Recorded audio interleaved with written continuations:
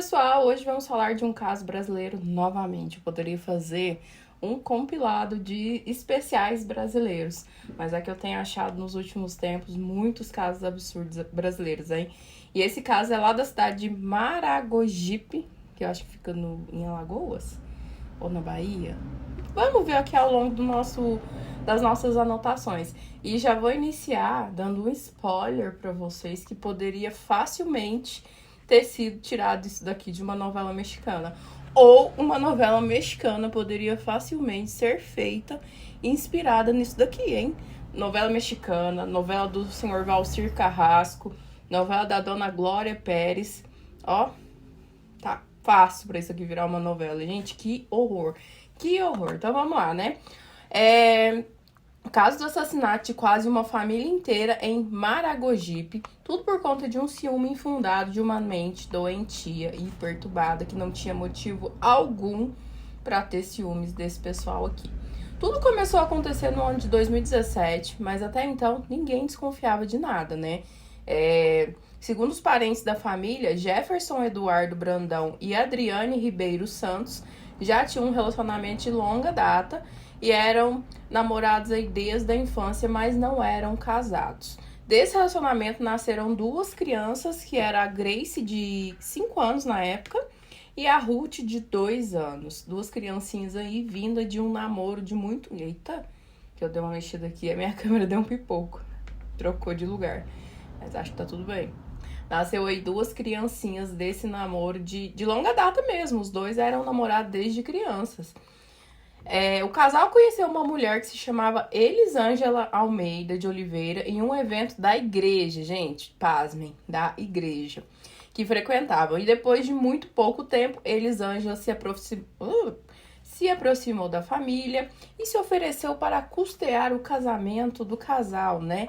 Já que eles eram da igreja, nada mais justo que eles se casassem conforme as leis da igreja, o que aconteceu rapidamente em um evento de Nagé. Então, uma completa estranha conheceu o casal na igreja, se aproximou muito deles e do nada ofereceu que eles se casassem, né? E que não só que eles se casassem, mas que ela fosse pagar o casamento dos dois. E eles aceitaram, porque, tipo, a mulher era boazinha com eles, não tinha nada demais.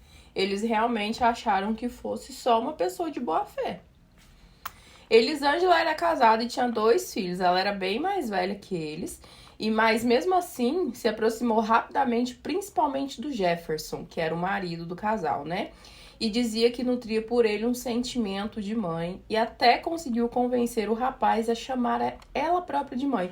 E ele não era uma pessoa abandonada, órfã, nem nada. Ele tinha família, ele tinha mãe. E essa louca simplesmente conseguiu convencer o coitado do Jefferson a chamar ela também de mãe. A Elisângela era tão descarada que ela ainda colocava o nome de Deus no meio disso tudo e usava da fé das pessoas, né, para que elas acreditassem nas coisas absurdas que ela falava e fazia. E chegou a dizer à mãe do rapaz, ela disse para a mãe do Jefferson que tinha tido um chamado divino, dizendo que Jefferson tinha saído da barriga da mãe, apontava para a barriga dela, mas que também era filho da Elisângela e que tudo isso ela escutou de Deus. Então, ai, tá incomodando aqui. Meu gloss embolou aqui na boca. Então ela usava da fé realmente das pessoas para conseguir convencer elas de que aquilo que ela estava fazendo e falando era absolutamente normal, né? Convenceu o rapaz, convenceu a mãe dele que ela tinha boas intenções. Elisângela tinha um pequeno negócio de salgados na cidade e doces, né? E acabou por pagar todo o casamento do jovem casal.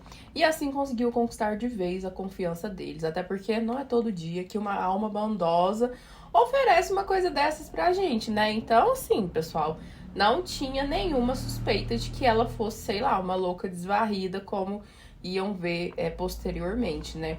A princípio era só uma senhora que gostava muito deles, que tinha uma grana, porque ela tinha um negócio aí de doces e salgados, e resolveu dar esse presente para eles, mas eles não imaginavam a que preço.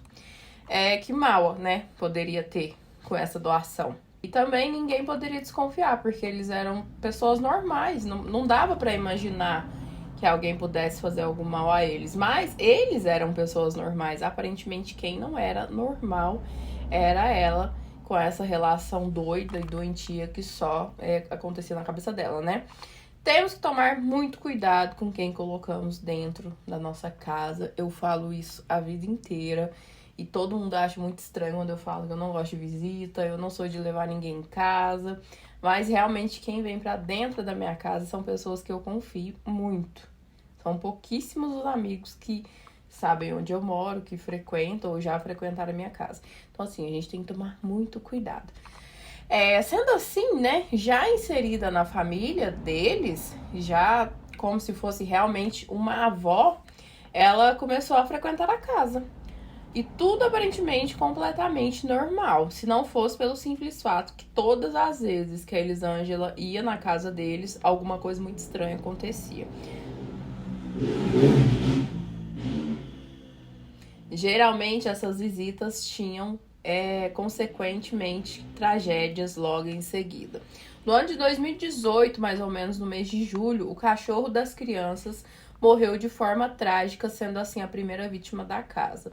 Ninguém imaginou que o bichinho tinha sido envenenado, mas foi o que aconteceu. Naquele mesmo mês, a pequena Grace, de apenas 5 anos, passou mal no sofá enquanto estava sob os cuidados de Elisângela.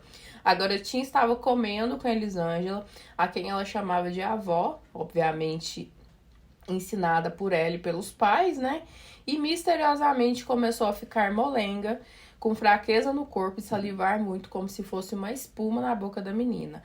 Grace chegou a ser levada no hospital, ainda com vida, mas não resistiu. Os médicos que atenderam naquela ocasião, muito profissionais, né, e extremamente capazes e cautelosos, nem ao menos fizeram o seu trabalho direito e determinaram sem qualquer exame mais específico que a menina havia morrido por ser diabética, com um pico de hiperglicemia causada por medicação. Então a menina chegou passando mal, espumando pela boca, rígida, aliás, molenga, e os médicos simplesmente não fizeram um exame mais profundo e atestaram que ela tinha tido um pico de hiperglicemia por ser diabética e falecido. Esse caso, né, como a gente pode perceber, é cheio de falhas e um olhar mais humano da equipe poderia ter sim determinado a salvação do restante da família, que foi o que não aconteceu. Todas as visitas eram feitas na segunda-feira e as tragédias aconteceram em 3 segunda-feiras. As tragédias aconteceram em 3 segunda-feiras subsequentes. Na outra semana foi a vez da pequena Ruth, a filha mais nova no caso, né? A família ainda estava devastada, obviamente, né? Pela morte da Grace, de 5 anos, e a Ruth, de apenas 2 anos, começou a passar mal depois de comer uma panqueca feita pela vovó Elisângela. Ai, gente, sério. Tudo nesse caso, assim, me revoltou, porque realmente os pais a gente dá um desconto, né? Porque eles estavam ali sofrendo, perderam totalmente a noção. Mas, sabe, a equipe médica, o entorno da família, ninguém desconfiou de nada, ninguém percebeu que tinha alguma coisa estranha acontecendo naquela casa. E assim, né, sentindo as mesmas coisas que a irmã, moleza, a boca espumando, Ruth foi rapidamente levada à UPA da região, mas também morreu logo em seguida. Nessa ocasião, o médico foi mais atento e logo suspeitou de envenenamento, o que já deveria ter sido pensado desde o início, né? Porque a gente sabe que um dos sintomas mais clássicos do envenenamento é aquela salivação excessiva e a espuma na boca. Mas mesmo assim, da primeira vez eles não atestaram nada. E dessa vez ele foi contundente e em uma semana atestou que realmente a pequena Ruth, de 2 anos, teria sido envenenada, mas até então nada foi feito. Exatamente uma semana depois, na próxima segunda-feira, foi a vez da jovem Adriane, de 23 anos. Como eu disse, era um casal jovem que namoravam desde criança e a Adriane tinha só 23 anos. Elisângela preparou uma moqueca para Jefferson e Adriane, que comeram, e depois naquele mesmo dia convenceu eles de tomarem um chocolate quente. No mesmo dia, poucas horas depois, em 18 de agosto de 2018, a Adriane morreu com os mesmos sintomas das filhas, né? E aparentemente ela direcionava o veneno pro prato de quem ela queria, né? Ela não fazia o preparo todo envenenado. Porque o Jefferson comeu as mesmas coisas que a Adriane comeu e não passou mal. O foco dela era realmente deixar ele sem ninguém. A mãe das meninas passou mal na igreja enquanto participava de um culto, também com moleza, salivação excessiva, um quadro de excesso de glicose no sangue e não respondia mais a estímulos feitos nela. E quem atendeu a jovem foi o mesmo médico das filhas que já sabia que as crianças tinham sido envenenadas. Então ele já estava desconfiado. Se ele tivesse tido um olhar mais atento, a mãe e a filha mais nova talvez não tivessem morrido, né? Como só as filhas e a esposa haviam morrido naquela forma, no mínimo estranha, né? Com certos padrões, todos os dias foram os mesmos, né? Sempre na segunda-feira e aparentemente usado o mesmo veneno. A polícia já passou a desconfiar que era, né, a mesma pessoa que tinha feito aquilo e, obviamente, Jefferson passou a ser o principal suspeito do assassinato da família. Ai, infelizmente, né? Quem seria o principal suspeito, o único que ficou vivo? A polícia chamou Jefferson para depor, que negou tudo e em um primeiro momento não fazia ideia de quem poderia ter atentado contra a vida da família, porque ele não conseguia pensar em ninguém que fosse inimigo deles, né? Mas depois dos depoimentos de Elisângela e de seu marido Valci Boaventura Soares, olha isso, as coisas começaram a se esclarecer. Elisângela estava muito nervosa e até gritava na hora de depor. Acusava Jefferson de ser o assassino e disse que ele agredia Adriane. Afirmou que Jefferson matou a própria família porque brigavam muito, mas algo foi decisivo para a polícia. Elisângela perguntou ao marido depois de seu depoimento se teria falado alguma besteira. Então ela ficou muito nervosa na hora do depoimento, acusou o Jefferson, disse que ele batia na esposa e depois quando ela saiu e quando o marido dela, o Valci, saiu da sala de interrogatório, ela perguntou se ele tinha falado alguma besteira e obviamente a polícia que estava ali ouviu, né? Algo que também foi crucial é que Elisângela ficou extremamente revoltada quando a polícia confirmou que exumariam os corpos para fazer autópsia. Ela deu um verdadeiro chilique, sendo que ela não tinha nada a ver com isso, né? Nada a ver com isso. E como já era de se esperar, nos laudos médicos foram apontados envenenamento e o veneno usado era inseticida agrícola. A investigação ainda apontou que Elisângela e o marido coagiram e subornaram testemunhas que acabaram por destruir provas que iam contra os dois. Mas depois de muitos depoimentos e do cumprimento de um mandato de busca e apreensão na casa deles, a polícia finalmente conseguiu prender esse casal de doidos, né? Porque o marido, aparentemente não, o marido ajudou ela. A prisão foi realizada em 2018 e a polícia concluiu que o marido e a mulher conspiraram para envenenar Adriane e as filhas e que a intenção de Elisângela era consolar o Jefferson, né? Elisângela não. A intenção dela era consolar o Jefferson e ficar com ele após ele ficar viúvo, que só deixa tudo mais sórdido. Ainda visto que ela até mesmo pagou o casamento dos dois e envolveu o marido nisso tudo, né? A gente não sabe se o marido da Elisângela tinha ciência de que ela tinha interesse no Jefferson ou por qual motivo ele ajudou ela. Mesmo na delegacia, Elisângela ainda tentava culpar o Jefferson e dizia que ele havia matado a mulher por conta de uma traição que obviamente era infundada da parte dela, que não tinha, né, vozes da minha cabeça. Saiu da cabeça dela. Elisângela ainda continua presa e foi indiciada por 3 homicídios triplamente qualificados por motivo torpe, emprego de veneno e meio que impossibilita a defesa das vítimas, principalmente das 2 crianças, né?